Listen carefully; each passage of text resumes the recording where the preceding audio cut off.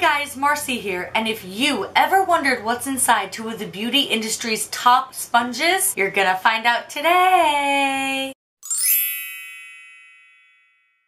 So I have seen a lot of videos over the past year or so of people cutting apart their sponge, and for the most part it's nothing overly exciting. But you do have that crazy video every once in a while where there's a bug inside or mold or this or that. I'm just here to cut open my two sponges in front of you guys to show you guys and myself really what's inside. So if you saw my last couple of videos, you know that I started using my BeautyBlender because this sponge right here, this Real Technique sponge, just doesn't seem right. It seems like there's something wrong with it, so I stopped using it. Even now, even when it's dry, it just doesn't feel like a normal Real Technique sponge. This guy has a couple months of wear in him, and he is pretty beat up, as you can tell. This guy really doesn't have a whole lot of wear at all. He is relatively new. I've had it for maybe a month or two, and like I said in that video, it doesn't seem right. It doesn't seem like other sponges I've bought from Real Techniques. It just, there's something weird about it,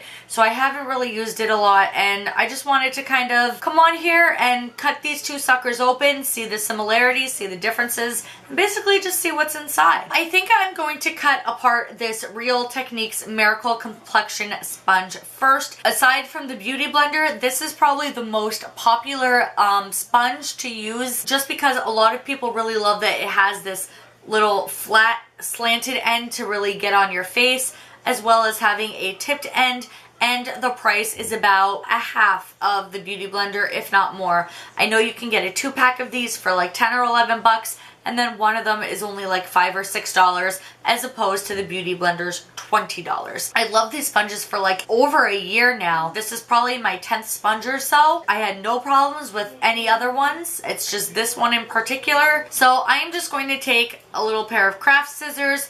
Hopefully the craft scissors work to cut this open, and we are going to find out. I'm going to cut this two ways. First, I'm going to go across, so just this way, and then I'm going to cut it that way, if I can. So this guy is not wet, he's dry, and we are just going to cut him open. So that is what the inside of the Real Techniques Miracle Complexion sponge looks like. I can never say that word. It's really just foam. It's not even like a sponge, it feels more like foam, and it looks kind of more like foam. I will put a close-up in here, a good close-up, so you guys can see, but that is what it looks like that way, and now I am just going to cut it across this way. So let me try and squish them down, and start cutting this way. And I'll do it to both sides. Here is the top section. As you can see, the section that was flat. So that is what it looked like when we cut it across.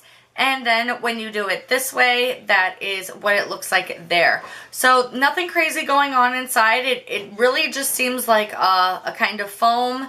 And as you can see on the sides, a little bit of use where the color was starting to get down into the sponge. But nothing overly crazy or anything like that. And then I will show you guys the pointed side. So as you can see, here is the side that was pointed. And that is what the first cut showed us. And then this is the second cut. So same deal. I'm happy to see that there's no mold or bugs or anything crazy inside, because like I said, for whatever reason, I was having some kind of problem with this sponge. I don't know what's wrong with it, to be honest with you, but it seems pretty normal from here. And now we are going to do the BeautyBlender. So as you can see, this thing has seen better days. And it is expanded right now a little bit because I did just use it to do my makeup. As you can see, there are nicks and scratches, and this thing is just beat up bad. Here we go, again with the scissors. Oh, this one cuts a lot easier. All right, so there is the cut, and there you go. So again, I don't see anything overly crazy inside. Now this one, on the other hand, really truly does feel like a sponge. You can see the difference in texture. So like this is like a real actual like spongy kind of material, and this is almost more like a foam. That is the real difference between the two of them now that you can see it. And yeah, I don't see anything wrong. I don't see any real problems with it. I do have the black one, so it'd be a little bit harder to see any issues, but so far it looks fine. So I'm going to take the bottom the rounded end of the Beauty Blender and this is what that part looks like. So now, because I like using this side the most, now you can see some of the makeup and residue that was starting to get deeper into the sponge. Nothing overly crazy, no molds that I see, no bugs, nothing like that. Now we're going to get into the tip, and the same deal, just cutting it right in half. And again, with the tip, you can see the areas where the makeup was really starting to get in there. Keep in mind, I did just use this. This is actually still wet. So that could be one of the reasons why. Of course, I didn't clean it, as you can tell. That's it for this video, guys. So nothing crazy, no mold, no bugs, not even really a whole lot of buildup of product in the middle of the sponge.